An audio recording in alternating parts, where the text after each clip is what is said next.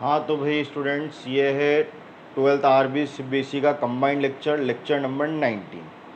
Last lecture में हमने 17 तक क्वेश्चन कंप्लीट कर लिए थे। अब क्वेश्चन करेंगे हम 18, जहाँ आपको क्वेश्चन में 18 में ऐसा कुछ दिया हुआ है और आपको लेमडा की वैल्यू फाइंड करनी है। इसके लिए बोल रखा है फलन x बराबर 0 पर सतत है, function are continuous x is equal to 0। तो सतत है तो इसमें फंक्शन की वैल्यू LHL और RHL तीनों इक्वल होंगे, यानी function are continuous at x is equal to 0, तो तीनों इक्वल आएंगे। तो फंक्शन की वैल्यू एफ ए की जगह आपके 0 आ रहा है भाई, चलो अगली वाला लाइन लिख देंगे F0 LHL limit h tends to 0 F0 minus h। ऐसे तो a माइनस h आता है, लेकिन a की वैल्यू आपके पास 0 है। इधर limit h tends to 0 F0 plus h, 0 पर वैल्यू, तो 0 इक्वल कहाँ में, इसमें है इक्वल, तो ये लेना पड़ेगा आपको। तो ये लैम्डा 0 का स्क्वायर माइनस 2 और ये 0, फिर से यहाँ लोगे लिमिट h टेंस टू 0, तो ये क्या है, 0 से छोटा फंक्शन, तो ऊपर वाला लैम्डा यहाँ 0 माइनस h का whole square to 0 minus h, और RHL limit h tends to 0, 0 plus h, 0 से बड़ा फंक्शन ये रहा 4x के लिए आपके कितना आएगा 0 प्लस h प्लस 1। मैंने x की जगह ये वैल्यू भी रख दी। अब सोल्व करें, ये तो 0 से मल्टीप्लाई होके 0 हो गया, ये भी आपके लैम्डा, ये 0 का स्क्वायर 0 माइनस 0, तो ये भी 0 हो जाएगा। ये 4, इसकी जगह आपको 0 रखना है और प्लस 1, चाहे तो आप h की जगह 0 रख दे, 0 प्लस 0 और ये प्लस 1, लिमिट रख दी हुई मैंने। तो ये हो गया लैम्डा इंटू 0, ये भी लैम्डा इंटू 0, और ये आपके हो गया 1। तो दोनों सेम है, किसी एक को ले लो, जैसे मैंने ले लिया lambda into 0 is equal to 1। ये हमारे पास आया lambda dot 0 is equal to 1, तो 0 नॉट इक्वल टू 1, 0 कभी 1 के इक्वल होता ही नहीं है, तो ये तो संभव ही नहीं है, यानी लैम्डा की वैल्यू यहाँ पे संभव नहीं है। तो लैम्डा के किसी भी मान पर फलन सतत नहीं है।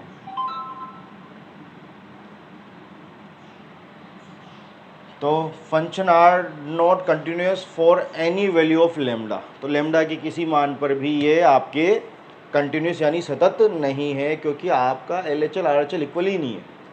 जबकि वो क्या बोल रहा था, सतत है, तो हमने इक्वल ले लिया था, जबकि ये तो बोल रहा है इक्वल ही नहीं है। अब उसने बोल रहा है यही चीज़ आपको x बराबर 1 पे भी चेक करनी है, x बराबर 1 पर, तो वही F1 LHL और RHL। तो आप भी ट्राई कीजिए, फिर मेरा मैच कीजिएगा। तो देखो, अगर मैं x बराबर 1 पे देखूं, तो ये तो 0 पे परिभाषित है, तो यहाँ 0 तो हमारा क्रिटिकल पॉइंट है, लेकिन 1 क्रिटिकल नहीं है। तो आप 1 माइनस करोगे तो भी, यानी इसका LHL निकालोगे, माइनस h और प्लस h, मैं 0 से बड़ा रहूँगा, और 0 से बड़ा रहूँगा तो हर बार कौन सा फंक्शन आएगा, सेकंड वाला। तो इस फंक्शन को लूँगा तो 4 इंटू 1 प्लस 1, मैंने x की वैल्यू रख दी तो 5 हो गया। Limit h tends to 0 F1 plus h, 1 minus h, तो 1 से छोटा फंक्शन, तो 1 से छोटा, तो h की वैल्यू तो 84 होती है, 0.1 जैसी, तो 0.9 आएगा, तो भी वो 0 से बड़ा होगा, तो यही फंक्शन आएगा। लिमिट h टेंस टू 0, तो आपके 4x की जगह आएगा 1 माइनस h प्लस 1। जैसे आप लिमिट रखोगे 4 1 माइनस 0 प्लस 1, कितना आ जाएगा आपके 5। ऐसे ही आपको RHL निकालना है। Limit h tends to 0 F a plus h 4 1 plus H plus 1, तो यहाँ लिमिट लिखाई में आएगी आगे आपके, limit h tends to 0, limit रख दो भाई, फॉर 1 प्लस 0 प्लस 1 कितना हो गया 5। तो आपके यहाँ पे फंक्शन की वैल्यू LHL और RHL तीनों बराबर हैं, और लैम्डा का कोई फ़र्क नहीं पड़ा, लैम्डा का कोई फ़र्क नहीं पड़ा। क्या लिखेंगे, लैम्डा के प्रत्येक मान पर x बराबर 1 पर फलन सतत है। For all values of lambda function are continuous at x is equal to 1, और यहाँ पे नॉट पॉसिबल आ रहा था, LHL RHL इक्वल नहीं है, तो क्या लिखा था अपन ने, no one value of lambda when function are continuous. तो ऐसी लैम्डा की कोई वैल्यू नहीं है जहाँ ये कंटिन्यूस हो। तो कीजिए नोट डाउन, ये आपका क्वेश्चन नंबर 18 हो गया। उसने आपके दो कंडीशन दे रखी थी लैम्डा के लिए निकालने के लिए, एक बार तो 0 पे सतत है, एक बार 1 पे देखी थी, 1 पे चेक करनी थी, चेक की तो क्वेश्चन में लैम्डा है तो हमने लैम्डा की बात कर ली, लैम्डा का इस पर कोई फ़र्क नहीं पड़ रहा, चाहे लैम्डा की वैल्यू कुछ भी हो, जबकि यहाँ फ़र्क पड़ रहा है लैम्डा का, तो ये 1 तो आ नहीं सकता इधर कैसे भी। 0/0 भी अनिर्धारित रूप होता है, अनडिफाइंड फॉर्म। अगर आप सोचो ना 1/0 आ जाए, 0 से 0 काट दो, तो 0 से 0 नहीं कटता है भाई, अनडिफाइंड फॉर्म होती है वो, तो आपके पॉसिबल हो नहीं सकता। तो ये चल रहा था LHL और ये चल रहा था RHL, जो इक्वल ही नहीं है, तो इस पर कभी सतत ही नहीं है, तो लैम्डा की कोई सी वैल्यू रखो ये सतत नहीं आएगा। कीजिए भाई।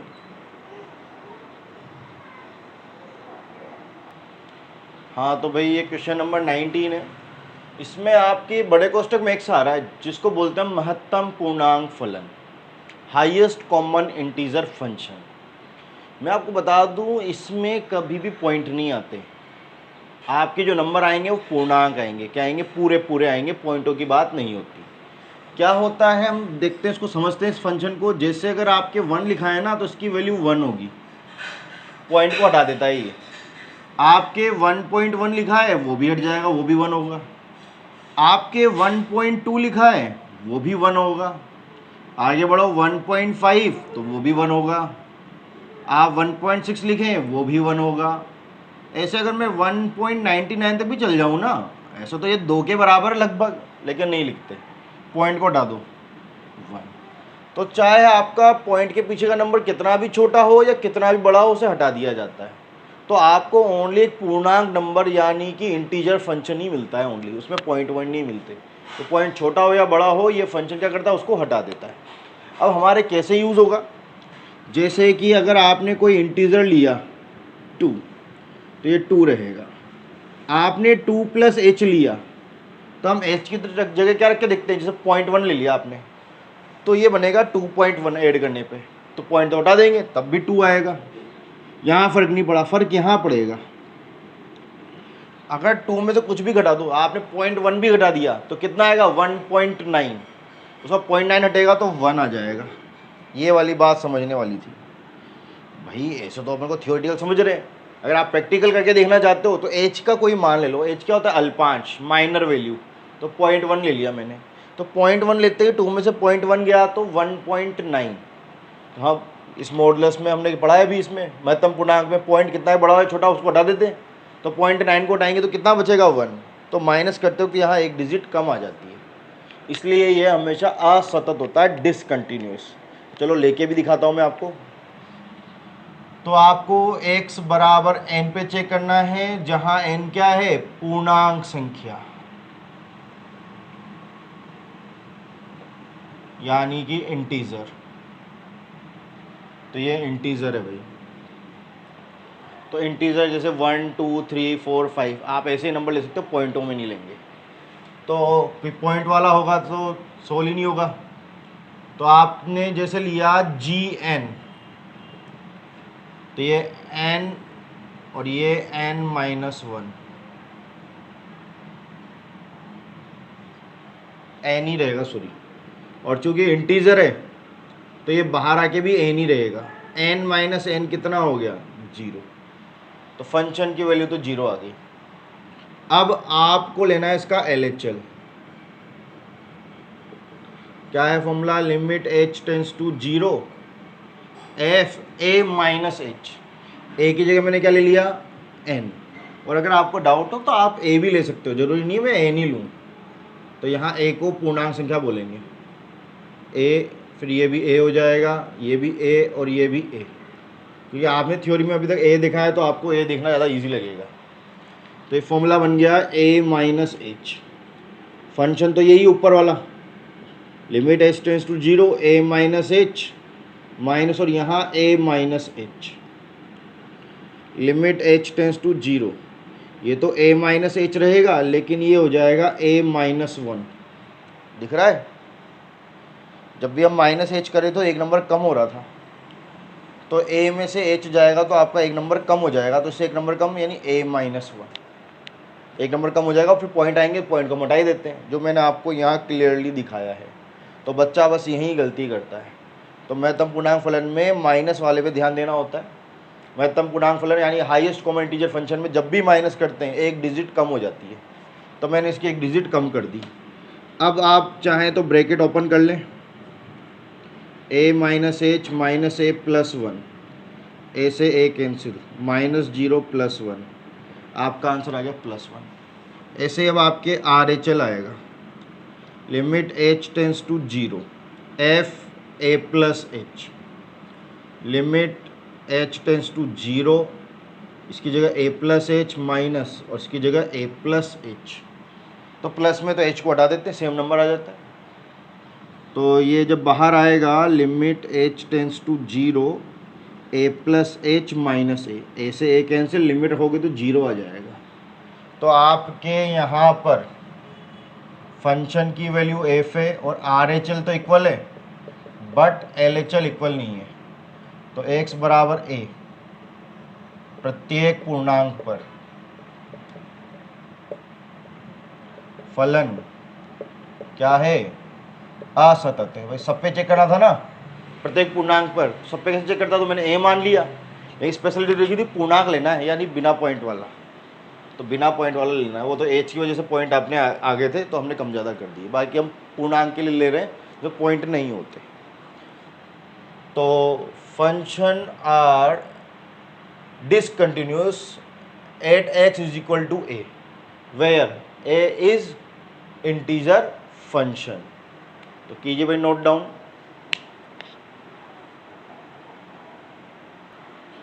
तो भाई क्वेश्चन नंबर 20 है, जहां आपको x बराबर पाई पर इसको शांतिता को चेक करना है।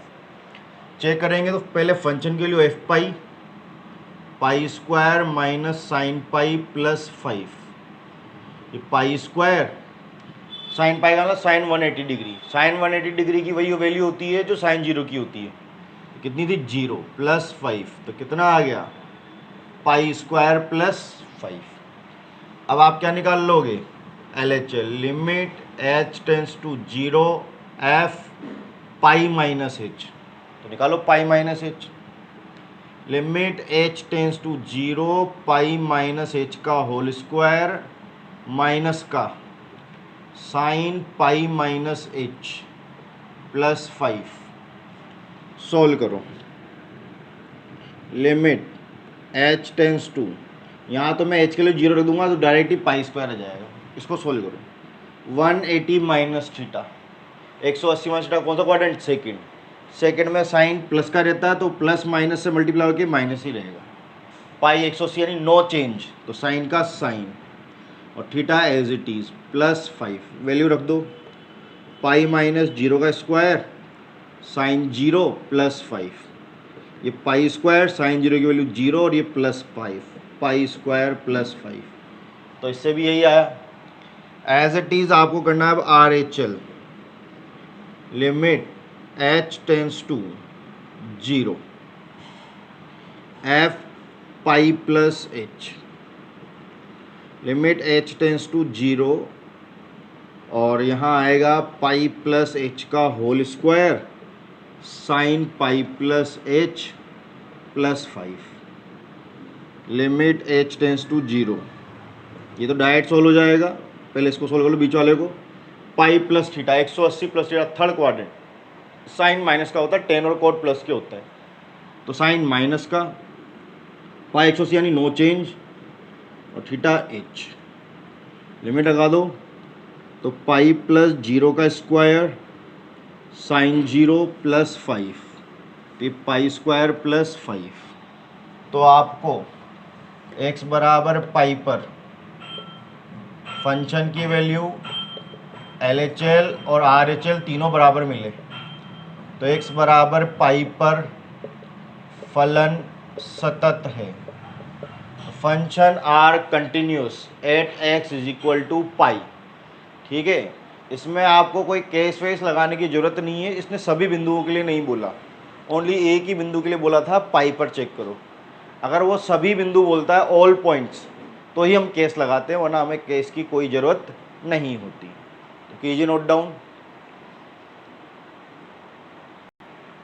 तो भाई अगर आप लोग किसी दूसरे टीचर की कॉपी वॉपी देखो बच्चे की, और अगर उन्होंने केस नहीं लिखा रखे और डायरेक्ट लिख रखा हो कि क्रांतिक बिंदु के अंतरिक्त से शेष बिंदु पर सब पे फलन सतत होता है यानी कंटिन्यूस होता है, तो मैं भी वो लिखा सकता था क्योंकि अपने थ्योरी में पढ़ा था ऐसा होता है। लेकिन क्या है बेटा, कई बार क्या है वो से टीचर उस चीज़ के नंबर नहीं देते, जो आपने कुछ किया ही ना, नंबर किस बात के देंगे, तो वो टीचर नंबर नहीं देते। इसलिए मैंने आपको पूरा केस लिखाया कि एग्जाम्पल में भी वो केस लगा रखे हैं। तो मैं अपना टाइम बचाने के लिए वीडियो छोटी करने के लिए तो कर सकता था डायरेक्ट, लेकिन मैं नहीं चाहता था कि आपकी कोई कमी रह जाए, क्योंकि वीडियो तो बार बार नहीं बनेगी। इसलिए मैंने आपको वो कंसेप्ट समझाया कि केस लगाना ज़रूरी होता है। हालांकि वो क्वेश्चन पेपरों में इतने नहीं पूछे जाते, क्वेश्चन ऐसे वाले पूछे जाते हैं, 26 के बाद जो मान निकालने वाले हैं वो क्वेश्चन पेपर में मोस्टली पूछे जाते हैं। ऐसे भी हार्ड तो है ही नहीं, बस केस लगाना है। एक तो आप केस नहीं लगा के आओ, आपके 3 नंबर क्वेश्चन आए और आपको 2 ही मिले, एक तो आपके इसकी वजह से पूरे 100 नंबर ही रुक जाएं। इसलिए मेरी कोशिश रहती है कि मैं आपको पूरा पढ़ाऊँ। चलो आगे बढ़ते हैं। 20 नंबर का क्वेश्चन हो गया, 21 करते हैं हम।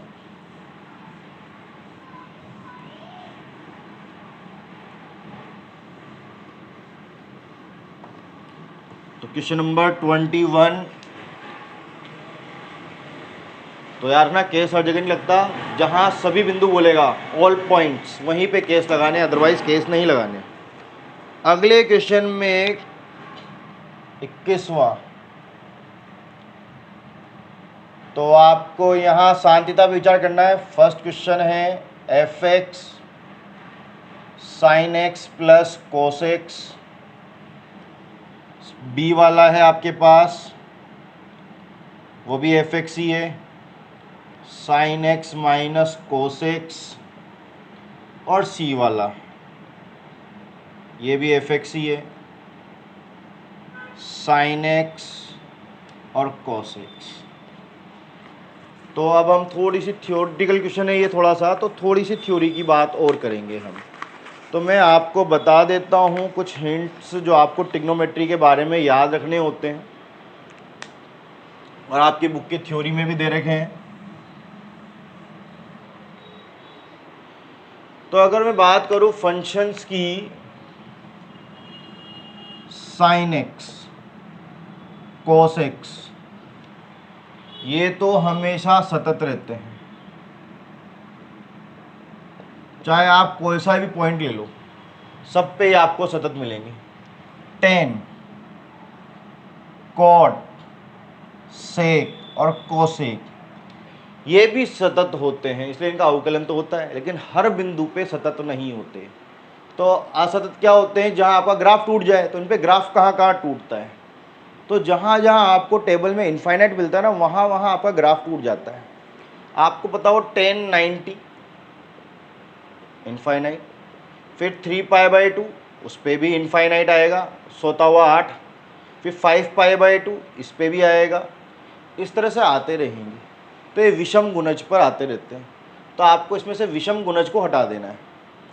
तो ये तो क्या है, x बिलोंग्स टू r, हर मान पे आ रहे थे। तो ये तो साइन की बात कर रहे हैं, यहाँ कोस की बात कर रहे हैं। तो x बिलोंग्स टू r आप कोई सा भी मान लो, आपके ये हमेशा सतत आएंगे, ये कभी नहीं टूटते ग्राफ।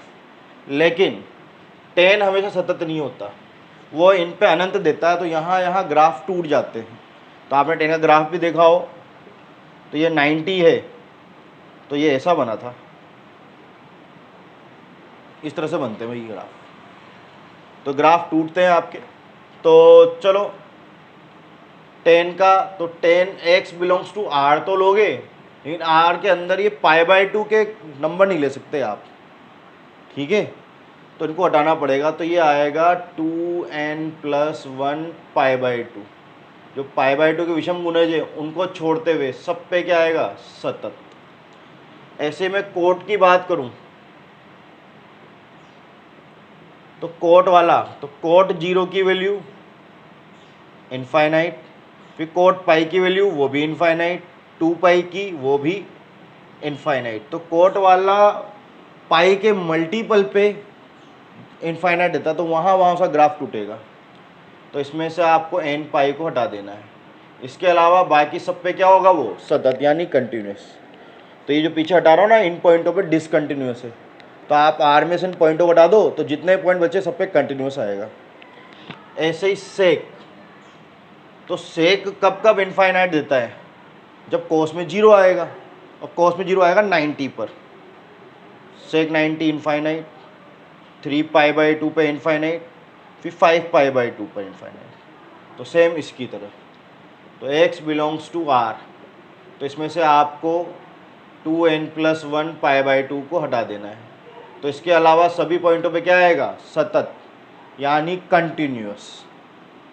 ऐसे ही फिर कोसेक बचा, तो उसमें से आपको बिलोंग r - n पाई, इसको छोड़ते हुए, क्योंकि इन पे इनफाइनाइट आएगा तो ग्राफ टूट जाएगा, यानी पाई, 2 पाई, 3 पाई पे असतत है, डिसकंटिन्यूस।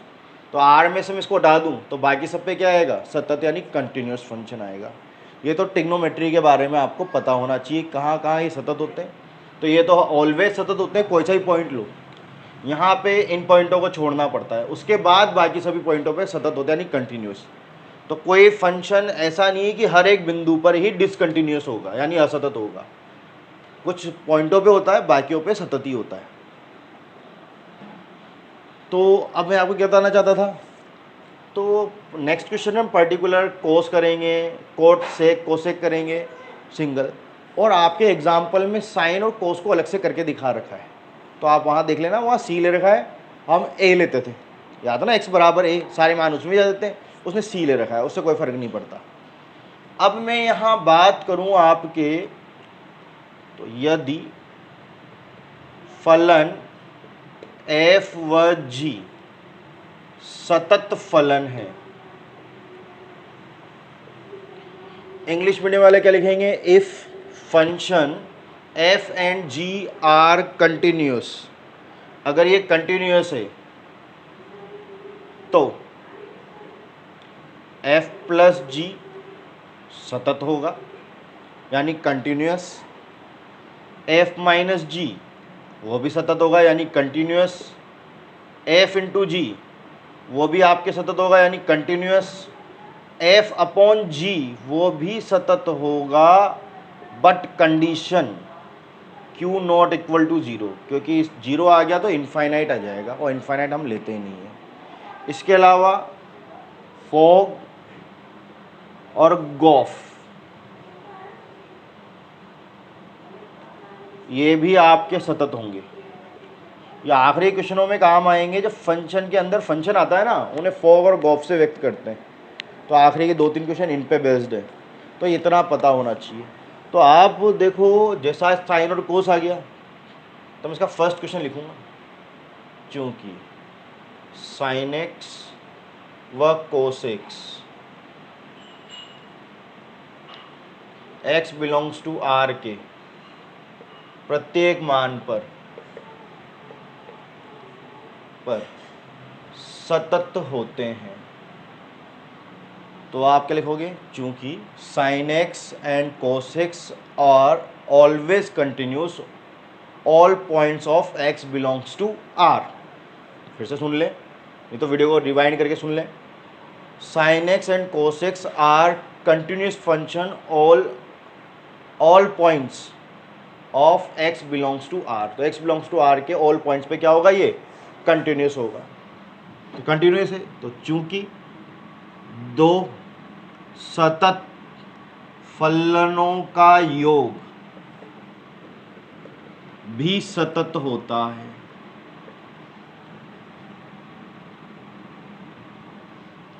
तो वापस आपके चूंकि there since sum of two continuous function is also continuous, ये लिखा ना मैंने आपके एफ प्लस जी दोनों कंटिन्यूस है तो उनका सम भी क्या होगा, कंटिन्यूस। इसी लाइन को मैंने स्टेटमेंट में लिखा है, सतत होगा। इसलिए sine X plus cos X एक सतत फलन है।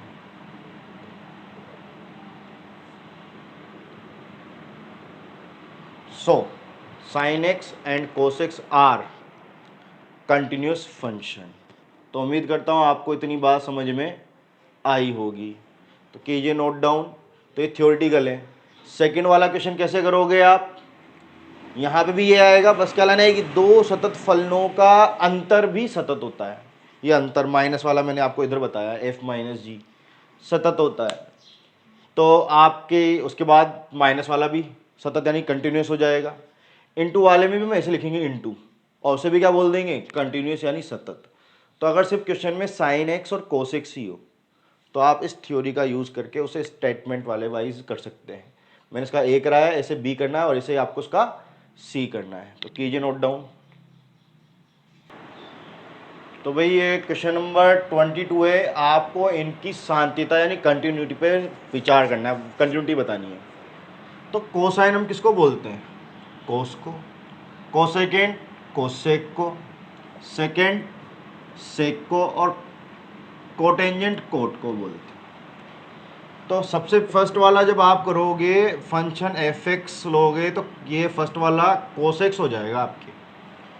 तो जैसे मैं कोसेक्स कर रहा हूँ वैसे एग्जाम्पल में साइन एक्स है जो आपको करना है। तो इसके लिए आप क्या लोगे, एक तो फंक्शन की वैल्यू एफ है तो कोस ए। भाई कोई पॉइंट नहीं दिया तो हम किस पे चेक करेंगे, एक्स बराबर ए पर, कॉस है। आपको LHL चाहिए और ए आप लोगे बिलोंग्स टू आर या एक्स बिलोंग्स टू आर। तो जो भी ए होगा वो आपके आर में से आएगा, कुछ भी हो सकता है। तो सबके लिए चेक हो रहा है। Limit H tends to F A minus H, कितना हो गया ये, limit H tends to cos A minus H. तो रखोगे तो कॉस ए माइनस जीरो, तो कितना मिला फिर से, कॉस ए। ऐसे RHL limit H tends to zero, और आपके यहाँ आ जाएगा कॉस ए फंक्शन, पहले फॉर्मूला लिखेंगे आप एफ ए प्लस एच। तो आपके लिमिट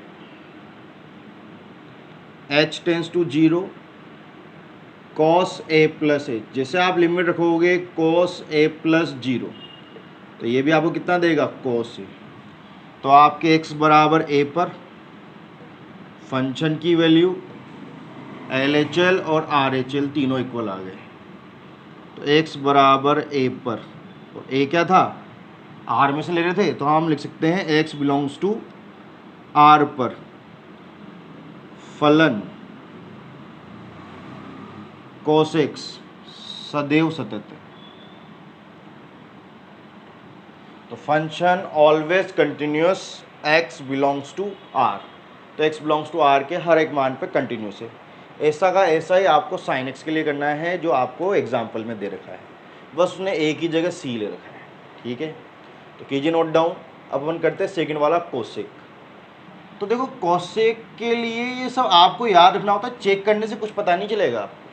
ट्रिग्नोमेट्री के बारे में ये रिमाइंड होना चाहिए आपको। क्या रिमाइंड होना चाहिए कि अगर बात कर रहे हो कोसेक की तो कोसेक ये रहा, तो आपके आर में से एन पाई यानी पाई के गुणजों को हटा दो, कॉफिशिएंट ऑफ पाई को हटा दो, उन पे वो डिसकंटिन्यूस आता है। तो हमने ले लिया, इसके अलावा बाकी सब पे कंटिन्यूस आएगा। जो हमें उसको शांतता बतानी है, हमें अशांतता नहीं बतानी, सिर्फ सतत बिंदु बताने। तो हमने वही अंतराल लिया इसका जिस पे सतत होता है। तो वही एक्स बिलोंग्स टू ए, तो ये क्या बनेगा आपके कोसेक ए, ये भी कोसेक ए माइनस एच, कोसेक ए माइनस एच। तो ये क्या हो जाएगा, कोसेक ए। ऐसे ही आपके यहाँ पे कोसेक ए प्लस एच, कोसेक ए प्लस जीरो, और ये आपके कोसेक ए, और तीनों आपके सेम आ जाएंगे। लेकिन आपके लिए शर्त क्या है, ए के लिए x belongs to r minus N pi पर फलन सदैव सतत है। तो हमें पता था कि कोसेक किस किस पे असतत होता है, यानी डिसकंटिन्यूस। तो पॉइंट पहले ही मैं इस डोमेन में से हटा चुका हूँ। डोमेन यानी प्रांत, तो x का प्रांत लिखा है, तो हम वही पॉइंट ले रहे हैं जिस पे सतत हो, इसलिए लिख देते हैं। ठीक है, तो ट्रिग्नोमेट्री के लिए याद होना चाहिए कि ये कहाँ कहाँ असतत होते हैं। ऐसे ही आपको कौन सा करना है, सेकेंड। तो जब सेक वाला करोगे तो आपको यहाँ लिखना पड़ेगा r minus 2n plus 1 pi by 2। वही सब जगह सेके सेके सेके आ जाएगा। ऐसे ही यहाँ पे कोट के लिए लिखना पड़ेगा r माइनस एन पाई, सेम सब जगह कोटे कोटे कोटे आ जाएगा। तो बाकी के आपको करने हैं। ये मैंने फर्स्ट करा दिया था और ये अब सेकंड हो गया। तो ठीक है, अगर आप डायरेक्ट चेक करोगे तो आप हमें सतत लिख दोगे, आप वो नहीं लिख पाओगे और वो गलत हो जाएगा, क्योंकि ट्रिग्नोमेट्री में याद रखना पड़ता है कि कौन कहाँ असतत होता है, डिसकंटिन्यूस पॉइंट। तो उसने सिर्फ हमारे कंटिन्यूटी मांगी थी, शांतिता पे विचार करो, इसलिए हमने डिसकंटिन्यूस पॉइंट को पहले ही आपके डोमेन यानी प्रांत में से हटा दिया था। उसके लिए ये याद होना चाहिए। और इसके लिए याद होना चाहिए 10th की टेबल कि कौन कहाँ कहाँ इनफाइनाइट होता है। जहाँ इनफाइनाइट होगा वहाँ पे असतत होगा, यानी डिसकंटिन्यूस। तो हमने इनफाइनाइट वाले पॉइंटों को हटा दिया। तो ये याद रखने योग्य चीज़ है। तो आज के लिए इतना ही, मिलते हैं हम नेक्स्ट वीडियो में।